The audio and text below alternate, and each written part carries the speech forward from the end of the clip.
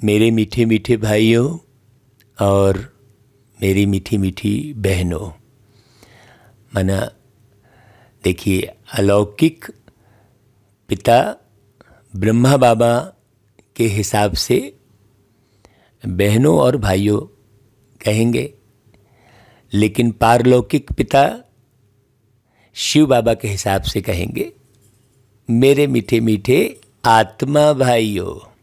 बड़ी गहरी बात है। इतनी गहराई में अपने जीवन को जीना, ऐसी समझ से अपने जीवन का निर्वहन करना, इसमें ही उन्नति होती है। अब कोई कहे हम केवल मुरली पढ़ के और टाइम से अपना योग लगा के अपने जीवन का निर्माण कर लेंगे, तो नहीं। एक एक बात की समझ चाहिए। कौन सी बात बाबा ने कहाँ उपयोग करने के लिए कही है। हर एक बात हर स्थान पर जो है लागू नहीं होती है। तो बाबा ने बहुत सारी बातें अपने जीवन के निर्माण के लिए बताई हैं, लेकिन हमें ये समझना है कि किस बात को कहाँ पर हमें उतारना है। ऐसा नहीं कहीं भी कोई बात हम बाबा की सामने लाकर और पुरुषार्थ करेंगे तो हम जीत हासिल करेंगे, नहीं। बाबा ने जो ज्ञान बताया है उसे कहाँ कब कैसे उपयोग करना है, इसका भी हमें ज्ञान होना चाहिए। देखो, ये जो मुरली वास्तव में हम रिकॉर्ड कर रहे हैं, तो कोई सुने या ना सुने, समझे या ना समझे, वहाँ पर उसका पार्ट कहलाएगा। अगर मैं इस पर ध्यान देने लग जाऊँगा कि अरे यार, मैं तो मुरली रिकॉर्ड कर रहा हूँ, भेज रहा हूँ, अब इसको लोग सुन नहीं रहे हैं, क्या फ़ायदा रिकॉर्ड करने से है, या बहुत कम लोग सुन रहे हैं, इस तरह के जो विचार मैं लाऊंगा तो मैं पुरुषार्थ में ढीला हो जाऊंगा स्वयं। इसलिए मैं तो ये समझता हूँ कि ये जो मैं मुरली रिकॉर्ड कर रहा हूँ, तो वास्तव में मैं अपने भाग्य का निर्माण कर रहा हूँ, भाग्य रिकॉर्ड कर रहा हूँ। मैं मेरे भाग्य बनते चले जा रहे हैं, क्योंकि ये रिकॉर्डिंग होती चली जा रही है। ये भविष्य का निर्माण, मेरे कई जन्मों के सुख का निर्माण हो रहा है। बाकी कोई सुन रहा है नहीं सुन रहा है, वो पार्ट हो गया। हाँ, मेरा पार्ट क्या है ये देखना, अपने स्वयं के पार्ट को देखना। इसलिए पढ़ाई में सदा तत्पर रहना। बाबा रोज ये प्रेरणा देते हैं, बाबा के मन की भावनाओं को समझना। अब योग क्या है भाई? योग ये है कि बाबा जो जो बातें कह रहे हैं, जैसे बाबा ने कहा बच्चे ऑल राउंड पार्टधारी बनो, तो क्या मैं ऑल राउंड पार्टधारी बनने का पुरुषार्थ कर रहा हूँ? बाबा ने कहा बच्चे अमृत बेले उठकर मुझे बहुत प्यार से याद करो, तो क्या मैं अमृत बेले उठकर बाबा को प्यार से याद कर रहा हूँ कि बहाने ढूंढ ले रहा हूँ? नहीं, ऐसा हो गया वैसा हो गया। बाबा की याद किसे कहेंगे? जो बाबा कह रहे हैं मुरली में, उसे अक्षरश मैं अपने जीवन में उतार रहा हूँ। बच्चे किसी से भी घृणा नहीं करो। हाँ, तो क्या मैं ऐसा कर रहा हूँ? बाबा ने कहा बच्चे अपकारी पर उपकार करो। इसका मतलब क्या हुआ कि आपको किसी ने गाली दी, किसी ने दुर्व्यवहार किया, तो आपने उसके लिए कुछ भी उल्टा नहीं सोचा। ये है उपकार करना। आप बिल्कुल नॉर्मल रहे। हाँ, उसका प्रभाव आप पर नहीं पड़ा। किसी ने कुछ भी कहा तो ऐसे मजबूत बनना। अगर किसी ने कुछ कहा और आप सोच में पड़ गए, मतलब मजबूत नहीं बने हैं, आप हिल गए। हाँ, जैसे कमज़ोर चीज़ क्या होती है, थोड़े से ही छूने में ही नाजुक चीज़ जो है टूट जाती है। तो आप टूट गए, हिल गए, नाराज़ हो गए, अपने आप में जो है दुखी हो गए, परेशान होने लग गए। किसी ने कुछ कहा, किसी ने कैसा भी व्यवहार कर दिया और आप सोच में पड़ गए, तो काहे के ज्ञानी? ज्ञान केवल सुनने और सुनाने का नहीं है भाई। ज्ञान जो है जीवन में पूरी तरह उतारने का है। बाबा इतना बड़ा लक्ष्य दे रहा है, लक्ष्मी नारायण बनने का लक्ष्य दे रहा है, सोचने की बात है। बाबा कहते हैं देखो मीठे बच्चे, यही पढ़ाई है जो तुम्हें नर से नारायण, नारी से लक्ष्मी बनाती है। इसलिए पढ़ाई पर बहुत बहुत ध्यान देना है। अब सोचो, ध्यान की परिभाषा बाबा ने क्या बोल दी? ध्यान, योग, साधना सब क्या है? ये पढ़ाई पर ध्यान देना मतलब स्वयं पर ध्यान देना। कैसे ध्यान देना? बाबा के हिसाब से स्वयं पर ध्यान देना। जिस हिसाब से बाबा आपको चलाना चाह रहे हैं, जैसे बाबा आपके जीवन का निर्माण करना चाह रहे हैं। अभी तो हमें बाबा मिले है ना भाई, यही बाबा का ध्यान करना कहलाएगा, यही ध्यान है। और ऐसे नहीं कि आप संगीत बजा के ध्यान कर रहे हो तो वो ध्यान में आ जाएगा, नहीं, वो तो खाली प्रैक्टिस है। और ये प्रैक्टिस आप कब तक करेंगे? आखिर ये अभ्यास कब तक करेंगे? इसलिए सूक्ष्म बातों को समझना ही सूक्ष्म वतन में जाना कहलाएगा। एक एक बात बहुत बारीकी समझने की है। हाँ, जो इस मुरली को सुनेगा, बारीकी से ध्यान देगा अपने जीवन पर, वो निश्चित रूप से लक्ष्मी नारायण बनेगा। उसे कोई परिस्थिति, कोई व्यक्ति उसके इस पद को छीन नहीं सकता। बाबा जो पद देने आए हैं, जो बाबा धन दौलत देने आए हैं, जो सुख देने आए हैं, बाबा को बहुत अच्छी रीति समझना भाई। बाप द्वारा बच्चों को कौन सा वर्षा मिलता है जो किसी तीर्थ या जंगल में जाने से नहीं मिल सकता? ये बात अच्छे से समझना। अभी भी हम तीर्थ और जंगल में भटक रहे हैं, वो स्थूल में भटक रहे हैं और हम सूक्ष्म में भटक रहे हैं। हम ज्ञानी तू आत्मा बच्चे हैं। हम कभी इसके तीर जा रहे हैं, कभी उसके तीर जा रहे हैं, कभी उस रथ के तीर जा रहे हैं, कभी उस रथ के तीर जा रहे हैं। यहाँ जितनी भी आत्माएं हैं सब अपने अपने एक शरीर रूपी रथ को लेकर चल रही हैं। बहुत बारीकी से ध्यान देना बात को। सब अपने अपने एक शरीर रूपी रथ को लेकर चल रही हैं, और जो शरीर रूपी रथ के भान में है और आप उनके ख्याल में हैं, मतलब आप उस तीर्थ में भटक रहे हैं। और जंगल में भटक रहे हैं। ये ऐसा है, वो वैसा है, ये जंगल। हाँ, इसकी बुराई देख रहे हैं, मतलब जंगल मतलब कांटे, जंगल मतलब जहाँ रास्ता नहीं दिखाई दे रहा है उसे जंगल कहेंगे। तो आप जमाने भर की कमी कमजोरियों को देख रहे हैं, मतलब आप जंगल में भटक रहे हैं। बहुत बारीकी समझना। बाबा अमृत बेले उठाकर ऐसे भरपूर करते हैं जो माने आप की खुशी का पारावार नहीं रहेगा। ऐसी ऐसी बातें बाबा समझाते हैं। मुरली आपको बिल्कुल सहज समझ में आएगी और आप स्वचिंतन करेंगे। मुरली का मंथन जब आप स्वयं करेंगे, ऐसा थोड़ी हम सदा थोड़ी शरीर में रहने वाले हैं और ये मुरली सुनाने वाले हैं। हाँ, आज इस रथ में, कल दूसरे रथ में जाएंगे, आप तो पहचान भी नहीं पाएंगे। फिर आप इसी चक्कर में पड़ेंगे कि नहीं हम तो वो अनमोल मणि की सुनते हैं। अरे हम तो भैया नया शरीर लेके नया नाम रूप में जीवन जीना शुरू कर देंगे और आप अनमोल मणि में फंसे रहेंगे। है बड़ी बारीक बात। तो आप जमाने भर के तीर्थ में और जंगल में नहीं भटकते, तो फिर बाप द्वारा बच्चों को सुख, शांति, संपत्ति का वर्षा मिलता है जो कहीं भी नहीं मिल सकता है। हाँ, बाबा जो सुख देते हैं वैसा सुख ना तो कोई साइंस दे सकता, ना कोई व्यक्ति दे सकता, ना कोई वैभव दे सकते। बाबा जो शांति देते हैं वैसी शांति आपको कहीं नहीं मिल सकती।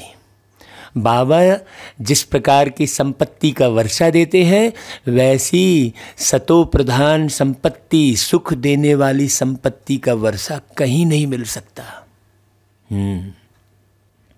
मनुष्य तो शांति के लिए जंगल में जाते हैं, परंतु हम सब बच्चे, बाबा कहते देखो तुम जानते हो शांति तो हम आत्माओं का स्वधर्म है। हाँ, मुख्य धर्म है हमारा शांति। इस धर्म को कोई नहीं जानता। बहुत बारीक बात है। हाँ, इसलिए दिल से एक गीत निकलता है कि तुम्हें पाके हमने जहाँ पा लिया है, तुम्हें पाके हमने जहाँ पा लिया है, ज़मीं तो ज़मीं आसमां पा लिया है, तुम्हें पाके हमने। ओम शांति। देखो, बाप बैठ बच्चों को समझाते हैं, क्योंकि तुम अभी धन के बने हो। बाकी जो भी मनुष्य मात्र हैं वह निधन के हैं। धनी एक बाप को ही कहा जाता है। घर में जब लड़ते हैं तो कहा जाता है, क्यों भाई, तुम्हारे कोई धनी धोड़ी नहीं है क्या जो ऐसे लड़ाई कर रहे हो? मने धनी धोड़ी मतलब तुम्हारी कोई देख रेख करने वाला नहीं है क्या? तुम्हारे ऊपर कोई बृहद हस्त नहीं है क्या? तुम्हारे माँ बाप नहीं है क्या? ऐसा बोलते हैं ना। अभी आप देखो, ये तो हो गई स्थूल बात छोटी सी। अभी सारी दुनिया के मनुष्य मात्र लड़ते झगड़ते रहते हैं, एक दो का खून भी कर देते हैं। तो बताओ, है उनके पास धनी धोड़ी है? घर में जैसे दो बच्चे लड़ते हैं आपस में तो बोलते हैं ना ऐसा। तो बाप ही आकर समझाते हैं। कहाँ से लड़ाई शुरू हुई बच्चे? बाबा कहते, देखो यह काम तो महाशत्रु है, हाँ, जिससे सभी आदि मध्य अंत दुख पाते हैं। अभी तुम बच्चे जानते हो, अभी हम बेहद बाप से बेहद सुख का वर्षा ले रहे हैं, बेहद। हाँ, अभी एक दो दिन की बात नहीं है, संडे मंडे ट्यूसडे की बात नहीं है भाई। सारा सतयुग और त्रेता युग हम अपार सुख में रहेंगे। मनुष्य भल कहते हैं हमको शांति चाहिए, परंतु शांति क्या है, कहाँ मिलती है? अभी बताओ, क्या जंगल में जाने से शांति मिलेगी क्या? सोचने की बात है। हाँ, हम मनुष्यों से दूर हो गए, घर गृहस्थी से दूर हो गए। क्या ये जो भौतिक सुख साधन है वो अशांत कर रहे हैं क्या? तो भौतिक सुख साधन से दूर जाने की जरूरत ही नहीं है ना भाई? भौतिक सुख साधन तो आपको अशांत नहीं कर रहे हैं ना, वो तो आपको जो है सुविधा ही दे रहे हैं, है ना भाई? तो सुख शांति कब और कौन देते? तीर्थों पर किस लिए जाते हैं भाई? काहे के लिए तीर्थों पर जा रहे हो? सुख शांति के लिए जा रहे हो ना। इसका मतलब सुख शांति नहीं है घर में, लेकिन यह भी कोई जानता नहीं है। सिर्फ सुना है कि भक्ति करने से भगवान मिलेगा, जानते भगवान को भी नहीं। बाप कहते हैं, मैं आकर तुम बच्चों को सुख शांति देता हूं। अब सुख शांति संपत्ति किसके पास नहीं है? अभी है क्या? देने वाले को भी कोई जानता ही नहीं। बाप आकर समझाते हैं, तुम गाते भी हो, दुख हरता सुख करता। गांधी जी भी पुकारते थे ना कि हे पतित पावन आकर पावन बनाओ। गाते हैं पतित पावन सीताराम, परंतु अर्थ का पता ही नहीं है। हाँ भाई, सीताराम कहते हैं मतलब सीता जो है दुखी हुई है, काहे के कारण? रावण के चंगुल में फंसने के कारण। तो सीता कौन है जो दुखी हुई है, रावण के चंगुल में फंसी है? तो सीता वो आत्मा है जो रावण मतलब विषय विकारों के चंगुल में फंसकर दुखी हो रही है। एकदम सिंपल सी बात है। जो रावण के चंगुल में पड़कर अपवित्र हो रही है, हाँ, परेशान हो रही है, दुखी हो रही है, दृष्टि से बच रही है रावण की। बहुत बारीक बात समझने की है, परंतु अर्थ का पता ही नहीं है, कुछ भी जानते नहीं है। भक्ति क्यों करते हैं, उससे क्या मिलेगा, कुछ भी नहीं जानते। यह भक्ति की भी ड्रामा में बाबा कहते हैं नूंद है। अब ये लाइन क्यों बोली बाबा ने? हाँ, ताकि बच्चे बहुत सुंदर पुरुषार्थ कर सकें। भक्ति की भी ड्रामा में नूंद है, मतलब ज़्यादा आप भक्ति के उस पे नहीं पड़ो, द्वापर से रावण राज्य शुरू होता है। मनुष्य यह नहीं जानते कि रावण क्या चीज़ है। कब तक रावण को जलाते रहेंगे भाई? आखिर भल उस रावण का जन्म कब हुआ? रावण के भी बुत को बनाकर जलाते हैं भाई। आत्मा तो कभी जलती नहीं। मान लो रावण भी एक आत्मा है मान लो। वैसे तो रावण कोई एक आत्मा नहीं है? सभी आत्माओं में रावण बसा है। विषय विकार बसे हैं। ये बात बारीक समझने की है भाई। अब मान लो तुम रावण को जला रहे हो तो आत्मा तो जलती नहीं है ना भाई। यह सब बातें तुम बच्चे ही जानते हो। ये कितनी वंडरफुल बात है, सोचो। बाबा, शुक्रिया करो बाबा का, ऐसा ज्ञान बाबा दे रहे हैं रोज मुरली में। ये मुरली में तो ऐसा मन लगना चाहिए। अब आप सोचो, मुरली में मन लग रहा है क्या? आप अपने हृदय से पूछो कि अंदर हृदय में ऐसे चूहुक उठ रही है क्या कि नहीं भाई मुझे मुरली मेरा मत अच्छा नहीं लग रहा है। हाँ, नहीं, देखो अच्छे से देखो, मुरली में मन लग रहा है कि नहीं? नहीं, ऐसा ही सुन रहे हैं।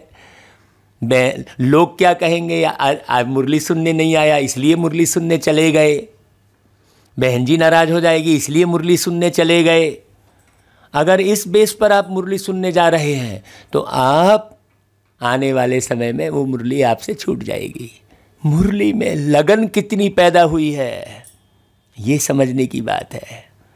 हाँ, तो बाबा कहते हैं यह सब बातें तुम बच्चे ही जानते हो। आज से 5000 वर्ष पहले भारत स्वर्ग था।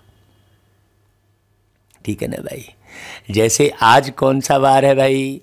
आज मंगलवार है। तो आज से 6 दिन पहले कौन सा वार था? ये है ना भाई? और वो वार वापस फिर से लौट के आता है ना? तो पहले सतयुग था। बाबा कह रहा है अभी हद की बात जब समझते हो तो बेहद की भी समझो। बहुत बारीक बात समझना अच्छे से। हाँ, है कि नहीं भाई? तो 5000 वर्ष पहले भारत स्वर्ग था और फिर से वापस स्वर्ग बनाने के लिए बाबा आए हैं। इन लक्ष्मी नारायण का राज्य था। लक्ष्मी नारायण को ही भगवती भगवान कहा जाता है। कहा जाता है ना भाई, नारायण को भगवान कहते हैं ना। फिर त्रेता में राम का राज्य था तो राम को भी भगवान कहते हैं। उसके बाद किसी को भगवान क्यों नहीं बोल रहे हैं? सोचने की बात है ना। यहाँ पर एक पॉइंट उठती है। रामचंद्र जी त्रेता में आए हैं, लक्ष्मी नारायण सतयुग में उनको भगवान कह रहे हैं। त्रेता के बाद जो द्वापर में आए उनको भगवान क्यों नहीं बोल रहे हैं? आए तो बहुत सारे लोग। सोचने की बात है। उन्हों को यह राज्य कैसे मिला, फिर वह राज्य कहाँ गया, यह कोई नहीं जानते। अर्थात रचना के आदि मध्य अंत को कोई जानता नहीं। रामायण में रामचंद्र जी को तिलक होने ही वाला था और कैंसल हो गया। और फिर जब 14 बरस उन्होंने पुरुषार्थ किया है ना भाई, लोगों का कल्याण किया, ऋषि मुनियों के पास गए, आश्रमों में गए, खाना पीना त्यागा, लोगों के घर जाना त्यागा। देखिए जब रामचंद्र जी को दिखाते हैं कि जब वो वनवाह में थे तो किसी के घर नहीं जाते थे। इवन सुग्रीव को जब राज तिलक देना था तो लक्ष्मण से कहा कि तुम चले जाओ, मैं नहीं जाऊँगा, है ना भाई? मतलब घर नहीं जा रहे थे, वो कहीं किसी का खा नहीं रहे थे। अब ये पुरुषार्थ रामायण में है। इतना सब पुरुषार्थ करने के बाद फिर जब लौट कर आए रावण पर जीत हासिल करके, तब फिर उनको राज तिलक हुआ। पहले तो राज तिलक कैंसिल हो गया ना भाई। है बारीक बात समझने की। मैंने रावण पर जीत हासिल की, मैंने विषय विकारों पर जीत हासिल करने से आपको तिलक राजाई का लगाएंगे। ये बात बड़ी गहरी समझने की है। तो उन्हों को राज्य कैसे मिला अब आप अच्छे से समझो। तुम इस नॉलेज से स्वर्ग के मालिक बनते हो। कितना नशा चढ़ना चाहिए एक एक लाइन में। इस पढ़ाई से तुम क्या बन रहे हो? स्वर्ग के मालिक। तो ये पढ़ाई तुम्हारे कैसे मर्ज हो जानी चाहिए अंदर में। भाई जैसे स्कूल में पढ़ाई से कोई वकील जज बनते हैं, लक्ष्मी नारायण तो नहीं बनते ना। तो लक्ष्मी नारायण भी तो किसी ने बनाया होगा ना भाई। गाते हो जिसकी रचना इतनी सुंदर वो कितना सुंदर होगा। तो जिसकी रचना, कौन सी रचना हो उसकी? क्या वकील और डॉक्टर उसकी रचना, कि इंजीनियर उसकी रचना? उसकी रचना लक्ष्मी नारायण। सोचने की बात है, उसकी रचना कृष्ण, कृष्ण उनकी रचना है, लक्ष्मी नारायण उनकी रचना है, राम उनकी रचना है। बहुत अच्छे से समझना। तो जिसकी रचना इतनी सुंदर, गीत तो गा रहे हो लेकिन वो रचना कौन सी? वकील रचना है क्या उनकी, कि जज उनकी रचना है? तो कब की वो रचना? इस पढ़ाई से ये गहराई हर एक बच्चा समझ जाए, फिर तो उसके पैर न टिके सेवा करने के लिए। कैसे करके लोगों को इकट्ठा कर लूँ, चाहे भागवत कथा के बहाने, चाहे राम कथा के बहाने, चाहे ज्योतिषी के बहाने, लोगों को इकट्ठा कर लूँ और बाबा का परिचय दे दूँ अच्छे से और जीवन का रहस्य समझा दूँ। ये होना रहेगा उस बच्चे को। तो भगवान उवाच, बाबा क्या कहता है? देखो बच्चे, मैं तुमको क्या बोल रहे हैं बाबा? अभी किसके ऊपर इशारा है? जो अच्छे से मुरली सुन रहा है वो हर एक अपने हृदय में हाथ रखेगा। बाबा मुझसे बात कर रहे हैं। तो बाबा क्या बोल रहे हैं? मैं तुमको राजयोग सिखलाता हूं। तो फिर तुम वैसा योग सीखो ना भाई। ऐसा कोई नहीं होगा जो कहे कि मैं तुमको यह बनाता हूं। बोलेगा कोई? कोई नहीं बोलेगा। आप डॉक्टरी में पढ़ने भी जाएंगे तो भी नहीं बोलेगा कि मैं तुमको डॉक्टर बनाता हूं। ऐसा बोलेगा क्या कोई? कोई टीचर नहीं बोलेगा कि मैं तुमको प्राइम मिनिस्टर बनाता हूं। बोलेगा? लेकिन शिव बाबा देखो कैसे बोलते हैं कि मैं तुमको यह बनाता हूं। तुम बच्चे जानते हो यह लक्ष्मी नारायण की डिनाइस्टी इस पढ़ाई से बनी है। तो लक्ष्मी नारायण तुम बनोगे तो डिनाइस्टी भी होगी। कितना ये कोई फंतासी है क्या? दुनिया में कोई मनुष्य बात बोल देता है मैं ऐसा बना रहा हूँ, ये कर रहा हूँ, उसकी बात मान के धोखा हजारों बार खाते हो, फिर भी मनुष्य की बात सुनते हो और भगवान की बात में संशय लाते हो। सोचने की बात है? हजारों बार मनुष्य से धोखा खाते हो, कितने लोग धोखा दे देते हैं, और यहाँ भगवान कह रहा है तो वो अंदर मर्ज होना चाहिए। दुनिया तो इन बातों को नहीं जानती। सतयुग के लिए भी कह देते हैं लाखों वर्ष, तो यह कैसे जाने कि लक्ष्मी नारायण कहाँ गए? अब लाखों वर्ष कह दिए, देख भी रहे हैं कि भारत में ही लक्ष्मी नारायण के बहुत चित्र हैं, ढेर मंदिर बने हुए हैं, तो लाखों वर्ष कैसे हो जाएंगे भाई?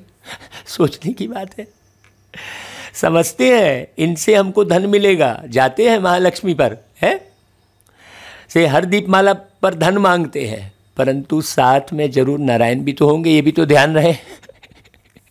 लक्ष्मी जी से धन मांग रहे हैं, है कि नहीं भाई? बाबा कितनी अच्छी रीति समझा रहे हैं। सोचो, दीपमाला पर पूजा करेंगे, फिर उन्हों की अल्पकाल की सुख की भावना पूरी होती है तो समझते हैं लक्ष्मी जी से धन मिलता है। वास्तव में लक्ष्मी नारायण तो दोनों है ना भाई। सोचने की बात है। लक्ष्मी महालक्ष्मी कोई अलग अलग तो नहीं है ना, यह बात है। लेकिन मनुष्य जानते ही नहीं है। बाबा देखो कितना खुश करते हैं भाई, कितनी रियल बात भाई। सत्यम शिवम सुंदरम है। आप बोल रहे हो शिव ही सत्य है, तो ये शिव जी की वाणी चल रही है ना भाई, तो आप सुनो अच्छे से। जब आप खूब सुनोगे अच्छे से, उसका मंथन करोगे तो समझ में आएगा ना। बाबा ही समझाते हैं। आजकल मनुष्य तो कह देते हैं ईश्वर पत्थर भीतर में है। अब आप पत्थर भीतर में समझे क्या भाई? वो सतचित आनंद स्वरूप है, तो वो पत्थर के रूप में कहीं से निकलेंगे कैसे? बोले धरती से, ये भगवान धरती से निकले हैं, प्रकट हुए हैं। बोले अब बताइए, वो सतचित तुम प्रकट होते हो चैतन्य शरीर में प्रवेश करके, और भगवान प्रकट हो जाएगा धरती में पत्थर बन के। बोलिए कितनी समझने की बात है भाई। अब कौन समझेगा और कौन समझाएगा इसको? हम ही बच्चे समझाएंगे ना, हमको मेहनत करनी पड़ेगी ना। तो ये मुरली भेजिए आप आम पब्लिक को। बाप कहते हैं देखो सब पत्थर बुद्धि है, पारस बुद्धि तो सतयुग में है। जब लक्ष्मी नारायण का राज्य था तो सोने हीरे के महल थे ना, वहाँ ये सब गपोड़ा नहीं था कि यहाँ से भगवान पत्थर बन के निकले तो यहाँ से वो हो गए। सोचने की बात, बोलो श्रद्धा है। अरे भाई श्रद्धा मतलब श्रद्धा का अर्थ भी तो समझो। श्रद्धा सुमन कहते हो, श्रद्धा मतलब श्रेष्ठ धारणाओं से सुमन यानी सुसज्जित मन। तो वो श्रेष्ठ धारणा कराते कौन है? बाबा, मुरली के माध्यम से। समझने की जरूरत है। बाबा कहते हैं जब लक्ष्मी नारायण का राज्य, ये 5000 वर्ष की बात है, शास्त्रों में कल्प की आयु लाखों वर्ष लिख दी है। बाप कहते हैं यह भक्ति मार्ग से सीढ़ी नीचे उतरनी पड़ती है। ड्रामानुसार जब दुर्गति को पाए तब मैं आऊं और आकर फिर नई दुनिया बनाऊं। अभी तुम बच्चे नई दुनिया के मालिक बनने के लिए राजयोग सीख रहे हो। ये नहीं भूलना कभी कि हम प्रतिक्षण क्या सीख रहे हैं? राजयोग सीख रहे हैं। भटकना नहीं जंगल में। ऊपर मुरली में बाबा ने कहा तीरथ और जंगल, उसका अर्थ भी बाबा ने समझवा दिया। बहुत अच्छे से समझना। तुम जानते हो इस महाभारत लड़ाई से पुरानी दुनिया का विनाश होगा। यह ड्रामा बना बनाया है। अब कब विनाश होगा? जब तुम्हारा निर्माण होगा। अब आप ये पूछोगे अरे विनाश तो हो ही नहीं रहा है, आप तो कब से बोल रहे हो, लेकिन तुम निर्माण हुए क्या? जैसा बाबा मुरली में कह रहे हैं वैसा तुम निर्मित हुए हो क्या? पहले देखो भाई, जितने ईंट चाहिए उस जिस भवन के लिए उतने ईंट तो चाहिए ना, पक्के। एक ईंट भी अगर खराब है तो फिर से उस ईंट को नया बनाकर मंगाना पड़ेगा, तब तो भवन पूरा होगा। एक ईंट भी खराब है तो, है कि नहीं भाई? सारे चाहिए ना। जब एक भवन के लिए मिस्त्री भी चाहिए तो पॉलिश करने वाला भी चाहिए, सब चाहिए ना। ईंट भी अच्छी पक्की चाहिए, सीमेंट भी सब चाहिए ना। तो फिर सतयुग के निर्माण के लिए कैसे मिटा दें भाई पहले बिना निर्माण किए? समझने की बात है। तो सतयुग में देवी देवताओं का राज्य था, उनको 5000 वर्ष हुए।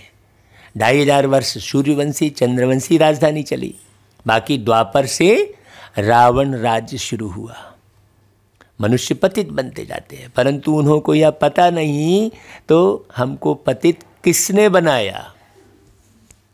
हम पावन थे, पतित कैसे बने ये बात नहीं मालूम किसी को। बाप आकर समझाते हैं रावण राज्य शुरू होने से तुम पतित बनते जाते हो। रावण के जन्म को अभी 2500 वर्ष हुए और शिव बाबा के जन्म को 5000 वर्ष हुए। हाँ, उनको राम उनको रावण राज्य कहा जाता है। वास्तव में राम कहना नहीं चाहिए। आजकल तो मनुष्यों के नाम रामचंद्र कृष्णचंद्र रखते हैं। 5000 वर्ष पहले भारत सोने की चिड़िया थी, उनको गोल्डन एज्ड वर्ल्ड कहा जाता है। बैकुंठ था, परंतु कहाँ था ये नहीं जानते। स्वर्ग कहाँ है नहीं जानते। इसी धरती पर था भाई। और लक्ष्मी नारायण उनके राजा महाराजा महारानी थे उस युग के। आत्मा क्या है, परमात्मा क्या है, सृष्टि क्या है, कुछ भी नहीं जानते। तब उनको कहा जाता है तुच्छ बुद्धि। ऋषि मुनि रचता और रचना के आदि मध्य अंत को नहीं जानते, तब तो कहते हैं नेति नेति। न बाप को न वर्षे को जानते। बाप द्वारा जो वर्षा विश्व की राजाई मिलती है उनको भी नहीं जानते। अभी सारे सृष्टि के आदि मध्य अंत को तुम जानते हो, तो तुम डबल आस्तिक ठहरे। लोगों को तो यह भी मालूम नहीं कि शांति किससे और कहाँ से मिलेगी। सन्यासियों के पास जाकर कहते हैं हमको शांति चाहिए। अब हमको शांति यहाँ कहाँ से आ सकती है भाई? कर्म तो करना है ना। शांति तो मिलेगी शांति धाम में। अगर घर में एक अशांत होगा तो भी सारे घर को अशांत कर देगा, है कि नहीं भाई? यहाँ भी दुनिया में एक अशांत रहेगा तो सबको अशांत करता रहता है ना भाई। तो कितने अशांत रहते हैं। बाबा घर से पूरा हद के बारे में समझाते हैं, बाबा बेहद को समझाने के लिए। तो शांति कहाँ मिलती है? स्वीट होम में। फिर वहाँ से हम आत्माओं को बाप भेज देते हैं पार्ट बजाने के लिए नई दुनिया में। बाप दोजक में थोड़े ही भेजेंगे भाई, बाप जो है स्वर्ग में भेजेंगे ना। शांति धाम से सुख धाम में जाएंगे। तो तुम बच्चे जानते हो यह भगवान की पाठशाला है, यह कोई सत्संग नहीं है। यहाँ भगवानुवाच है बच्चों के प्रति, यहाँ कोई मनुष्य नहीं पढ़ा रहा है। निराकार शिव बाबा शरीर में प्रवेश कर तुम बच्चों से बात करते हैं। आत्मा भी शरीर है ना भाई, आत्मा भी शरीर में है ना। हाँ, आत्मा को जब कर्मेंद्रियां मिलती हैं तब तो बोलती है, सुनती है। तो अब आत्माओं को बाप बैठ पढ़ाते हैं तो बाबा को भी तो कर्मेंद्रियां लेनी पड़े ना भाई। परमात्मा को बुलाते हैं, हे पतित पावन, हे सद्गति दाता, लिबरेटर, गाइड, परंतु यह नहीं जानते कि कैसे लिबरेट कर फिर गाइड बनकर कहाँ ले जाएंगे। सिर्फ चिल्लाते रहते हैं। अब गॉड फादर आए हैं, तुम बच्चों को गाइड कर रहे हैं, खुद तुमको शांति धाम में ले जा रहे हैं, फिर तुम आप ही सुख धाम में चले जाओगे पुरुषार्थ अनुसार। भाई बाप एक ही बार आकर सबके गाइड बनते हैं, फिर नई दुनिया में बाप गाइड बन के क्या करेंगे? वो थोड़ी गाइड करेंगे, एक बार गाइड कर दिया हो गया भाई। इस समय मनुष्य सब पतित होने के कारण यह नहीं जानते कि हम वापस घर कैसे जाएं। उड़ नहीं सकते, पंख कटे हुए हैं, रावण ने पंख काट दिए हैं, फिर वो राम सहला रहे हैं। हाँ, भक्ति बहुत करते हैं वहाँ जाने के लिए, परंतु यह नहीं जानते कि हम पतित हैं इसलिए जा नहीं सकते। पतित पावन बाप आकर जब पावन बनाए तब हम जा सकें। अब बाप पावन बनने की तुमको युक्ति बताते हैं। सबको पतित से पावन बनना ही है। अभी कितने ढेर मनुष्य हैं। सतयुग में जब देवताओं का राज्य है तो मात्र 9 लाख नए झाड़ में होते हैं। पहले थोड़े पत्ते होते हैं ना भाई किसी भी झाड़ में, फिर बड़ा होता जाता है। पहले एक ही धर्म वाले हैं। तुम अभी अपने को नरकवासी नहीं समझेंगे, बाकी सब हैं नरकवासी, परंतु अपने को समझते नहीं है। इस समय सूरत तो सबकी मनुष्य की है, लेकिन सीरत बंदर जैसी है। हाँ, बड़े बड़े राजाएं भी लक्ष्मी नारायण के चरणों में झुकते हैं। अब वह कोई पतित को पावन बनाने वाले तो नहीं है, अथवा वह कोई रहम दिल थोड़ी ही है। जब कोई दुखी हो तो उन पर रहम किया जाए। रहम दिल तो एक बाप ही है ना, उस बाप को समझना है। तो बाप ही आकर पत्थर बुद्धियों को पारस बुद्धि बनाते हैं। अभी तुम देवता बन रहे हो, यह है ही नर से नारायण बनने की पाठशाला, यह राजयोग है। ऋषि मुनि यह नहीं जानते कि गीता का राजयोग किसने सिखाया। गीता को बिल्कुल खंडन कर दिया है। समझते हैं कृष्ण ने राजयोग सिखाया था, कहते हैं कृष्ण भगवान वाच मन मना भाव। अब कृष्ण तो परमात्मा है नहीं, वह तो सतयुग के प्रिंस हैं। कृष्ण देवाय नमः आप कह ही रहे हो, शिव परमात्मा नमः कह रहे हो, तो कृष्ण तो परमात्मा नहीं हुए ना भाई, देवता हुए ना। तो जो ही संगम युग पर राजयोग सीख कर राजाई प्राप्त करते हैं वो कृष्ण है, उनको फिर भगवान बना दिया है। ढेर मनुष्य गीता सुनते हैं, परंतु एक को भी पता नहीं कि गीता के भगवान शिव हैं ना कि कृष्ण। कह देते हैं सब एक ही है। ऐसे मनुष्यों से भी माथा मारना पड़ता है। सब एक है। अरे जब सब एक है तो फिर काहे एक नहीं समझ रहे हो, फिर क्यों अलग अलग समझ रहे हो? है लड़ाई फिर क्यों कर रहे हो जब एक तरफ बोल रहे हो सब एक है? 63 जन्मों से समझते आए हैं कि कृष्ण भगवान है। द्वापर से शास्त्र बने हैं, जरूर पहले पहले गीता बनी होगी। यह शास्त्र सब है भक्ति मार्ग के, ज्ञान मार्ग का एक भी शास्त्र नहीं है। गीता है नंबर 1, बाद में यह वेद उपनिषद बने हैं। वह भी गीता के सब बाल बच्चे हैं, वह पढ़ते पढ़ते नीचे उतरते आए हैं। अब 84 जन्म पूरे हुए हैं, ये बात और कोई नहीं जानता। अब चलना है पहले नंबर पर। अब तुम फिर सतयुगी लक्ष्मी नारायण बनने के लिए यहाँ पढ़ने आए हो। ये बात अच्छे से पक्की करो, बाबा खूब पक्की करा रहे हैं। सब तो लक्ष्मी नारायण नहीं बनेंगे ना भाई। यह राजधानी स्थापन हो रही है, अब कौन बनेगा? सब नहीं बनेंगे तो सब में तुम हो। अपने आप को तुम सब में रख रहे हो कि लक्ष्मी नारायण में रख रहे हो, ये तुम्हारे ऊपर निर्भर करता है। परंतु किसने राजधानी स्थापन की यह किसकी बुद्धि में नहीं आएगा। जिसकी बुद्धि में बाबा होगा वही सतयुग का राजा बनेगा। कलयुग में इतने ढेर मनुष्य हैं जो खाने के लिए अनाज भी नहीं मिलता, और सतयुग में सिर्फ लक्ष्मी नारायण की राजधानी होगी। यहाँ देखो कितने सारे धर्म हैं, सामने में देखो महाभारत लड़ाई भी खड़ी है, फिर भी मनुष्यों की आंखें नहीं खुलती हैं, लगे पड़े हैं। दिख रहा है एटॉमिक बम बन गया है, तैयारियां चल रही हैं, लेकिन फिर भी बुद्धि नहीं खुलती। तो यह महाभारी लड़ाई कल पहले भी लगी थी, उनके बाद क्या हुआ कुछ नहीं जानते। यह सब बातें तुम ब्राह्मण ब्राह्मणियां ही जानते हो। उसके बाद क्या हुआ, हम आत्मा थे, आत्मा है, आत्मा रहेंगे, है ना भाई। सीधी सी बात है। तुमको बाप ने ब्रह्मा द्वारा अडॉप्ट किया है, भगवान तुमको पढ़ाकर यह लक्ष्मी नारायण बनाते हैं। तुमको माना कौन, तुम आत्मा को। तो अच्छी तरह पढ़ना चाहिए। सिर्फ बाप को और नई दुनिया को याद करो तो तुम नई दुनिया में चले जाएंगे, याद रहेगी तब ना जाएंगे। और इधर उधर आप बुद्धि भटकाते रहोगे तो ठीक समय पे तुम्हारी क्या होगा, उसके बाद तो तुम्हारे पास कान रहेंगे नहीं, शरीर छूटा, और फिर जहाँ भटके जहाँ जन्म ले लिए, गया, फिर गया ना समय। फिर कब आर्गन्स बड़े होंगे, कब फिर वैसा साधन मिलेगा, कब पढ़ाई मिलेगी, कोई ठिकाना है क्या। इसीलिए निरंतर बाबा को याद करो, अपने को आत्मा समझो, यहाँ एक जगह भी बुद्धि नहीं फंसाओ। हाँ, अच्छी तरह पढ़ेंगे और पढ़ाएंगे तो राजा रानी बन सकते हैं। जितनी रूहानी सर्विस करेंगे, तुम हो रूहानी सोशल वर्कर, तुम्हें आत्माओं को तैयार करना है। बाकी सारी दुनिया है जिस्मानी सोशल वर्कर।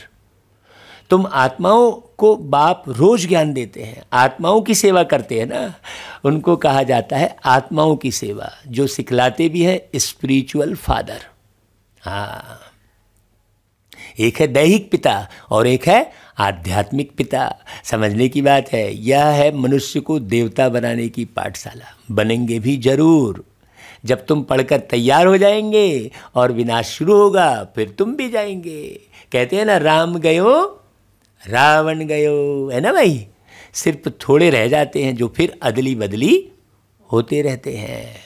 फिर तुम आएंगे स्वर्ग में। तुम्हारे लिए अब नई दुनिया स्थापन हो रही है। तुम स्वर्गवासी बनने के लिए पढ़ रहे हो, यह नर्क है।